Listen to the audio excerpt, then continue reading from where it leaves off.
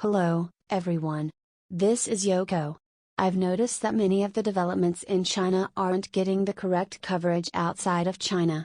To address this, I've been gathering information and will be sharing it in English through this channel. I obtain information from various media sources, so I'd greatly appreciate your comments and feedback on the video content. English is not my native language, so I'm using an AI speaker to create the audio to ensure that I convey the information accurately. If you find the content interesting, please consider subscribing to the channel and supporting my efforts.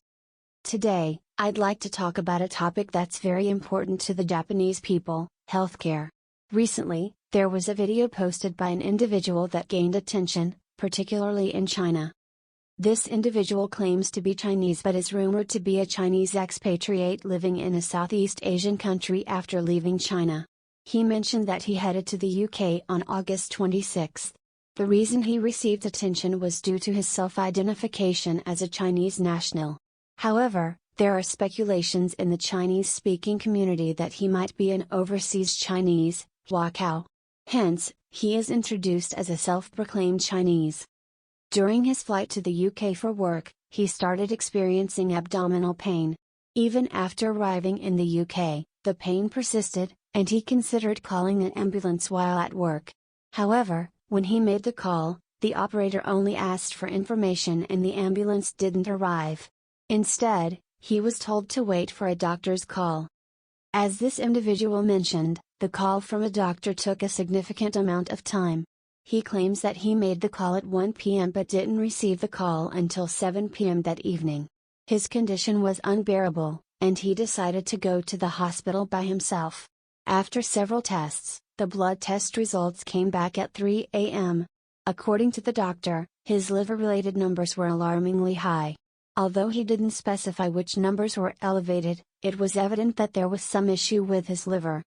During the examination, he was asked about his travel history, which countries he visited before coming to the UK. He mentioned Southeast Asian countries, and the doctors suspected it might be a virus from his travel history. However, they told him that this virus couldn't be treated in the UK, and he was advised to go home with pain relief medication. Still in pain, he returned to the hospital. This time, he underwent an ultrasound examination. Following this, the doctor told him that the Southeast Asian bacteria were difficult to treat and that there was no medication available. So, what was initially thought to be a virus infection had now turned into a bacterial infection. He received a vitamin C intravenous drip and was sent home. Whether it was pain relief medication or vitamin C, neither of them was a cure for the illness.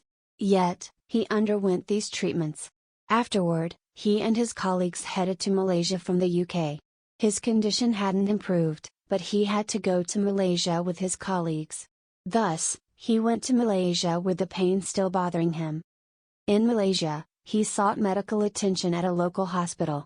This time, the doctor told him it was gallbladder inflammation and unrelated to the liver.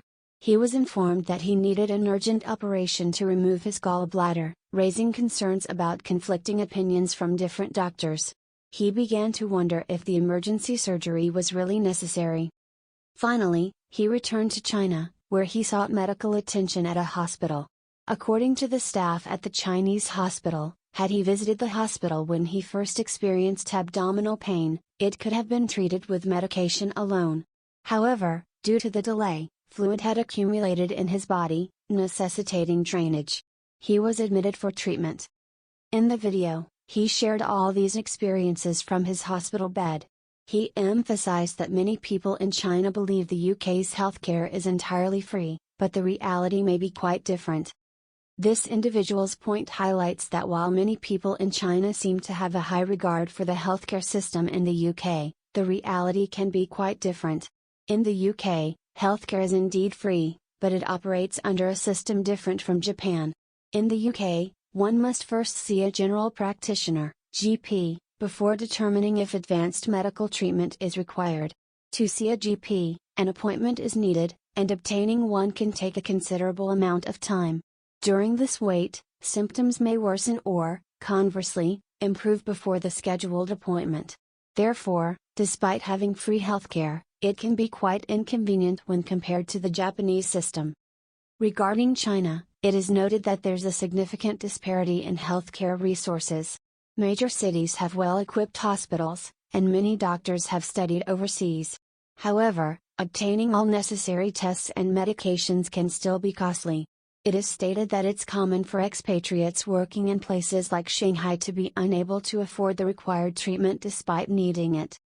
In the case of the United States, the exorbitant cost of healthcare is widely known. Even a brief hospital stay can result in bills reaching tens of thousands or even hundreds of thousands of dollars. Therefore, insurance is crucial in the U.S. Considering these different healthcare systems around the world, it becomes evident how fortunate Japan's situation is. Japan has a national health insurance system that allows citizens to access medical services with minimal out-of-pocket expenses, even for advanced treatments. This system is unique on a global scale, and it's crucial for the Japanese people to appreciate and protect it. However, when viewed from a global perspective, this system is truly remarkable. Therefore, as Japanese citizens, it is crucial that we collectively protect this system to prevent it from crumbling. However, I believe that not many people are aware of this necessity. Currently, Japan's insurance system is facing significant financial burdens. Within this context, discussions are underway regarding the pricing of new drugs for dementia treatment. This drug has been approved in the United States, with an annual cost of approximately $26,500 per patient. When converted to Japanese yen, it's roughly less than 4 million yen. There is a possibility that this drug may become covered by Japanese insurance, but debates are ongoing regarding how to set its price. If the price were set at approximately 4 million yen, similar to the United States, it would be a considerably expensive treatment. For comparison, among the drugs covered by Japanese insurance, there are some that cost around 170 million yen for a single intravenous treatment. However, the issue lies in the number of patients, as there are a significant number of them. Zolgensma, which costs about 170 million yen for a single treatment, affects very few patients, so it doesn't have a significant impact on Japan's insurance system as a whole. But the drug that is currently in the spotlight, lecanemab, is meant for dementia patients. It's not a one-time treatment to cure dementia. Its effectiveness in slowing down dementia progression is approximately 27%, and it doesn't work for all patients. Additionally, there is a substantial number of patients who need this drug. It's not a treatment for severe cases, it's mainly targeted at patients with mild cognitive impairment. Japan has over 5 million such patients, and many of them would require this drug. Therefore, if, for instance, the price were set at around 3 million yen, it would pose a significant problem for Japan's insurance system. As mentioned before, from a healthcare perspective, the people in Japan are very fortunate. In other words, they can receive advanced medical treatment and use very expensive drugs without too much concern about their financial situation. However, in the future, extremely high-priced drugs are likely to keep appearing, and if the insurance continues to be applied as it has been, it might lead to financial pressure, discussions about increasing insurance premiums, or raising taxes. Even in such circumstances, it might not be sufficient. There's quite a gap in awareness about this issue between those in the industry and the general public.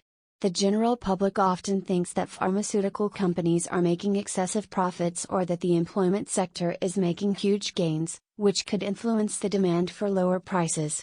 However, the reality is different. People in the healthcare industry worry that if profits decrease, they won't be able to lower drug prices and won't have the resources to develop new drugs. They are concerned about the future. In other words, many people hold fundamental misunderstandings about the healthcare industry. It's impossible to sell high-priced products at low prices. Doing so would lead to losses and eventually result in a shortage of drugs. If it costs around 3 million yen per patient to manufacture a drug, it cannot be sold for less than that.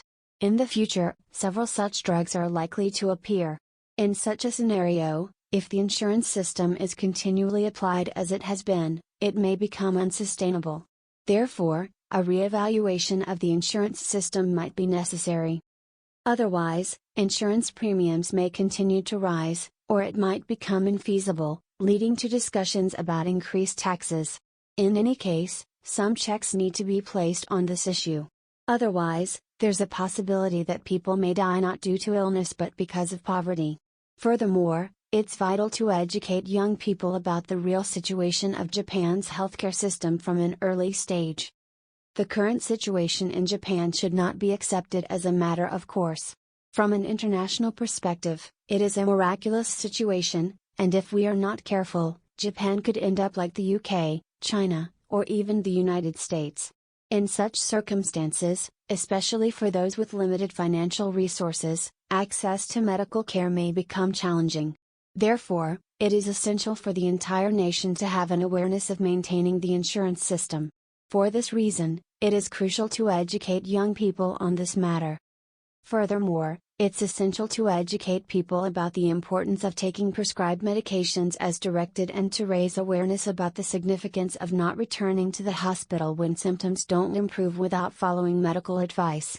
These factors may lead to significant healthcare costs in Japan, and increasing awareness about these issues is essential. That's it for this time. Let's meet again next time.